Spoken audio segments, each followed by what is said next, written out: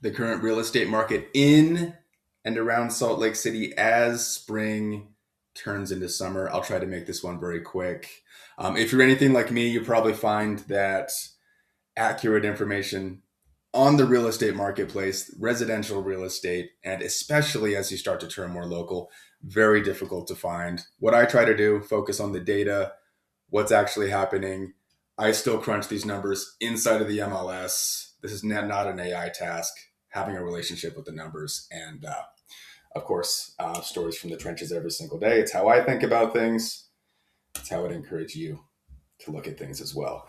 But what we're seeing right now, it's an interesting market where things are moving. We do have a high watermark for local inventory levels for how many homes are available on the market. That is not a hyperbolic statement of a ton of homes are on the market. It's still in the range of normal current inventory levels, using Salt Lake County as the example.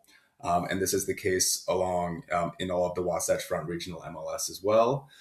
Currently at about a shade higher than the peak of last year in 2025, which we hit right around Halloween, which usually plus or minus a couple weeks is when we see that pretty much every single year.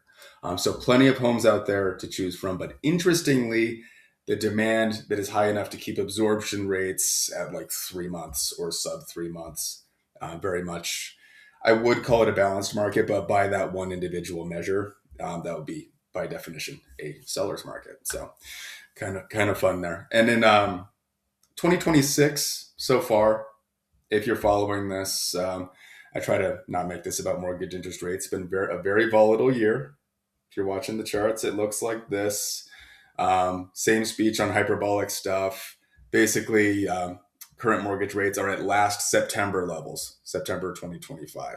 So without getting too deep into that, this volatile dance over the last little bit, it's not like things go up massively inside of a 2/3 of a point kind of range.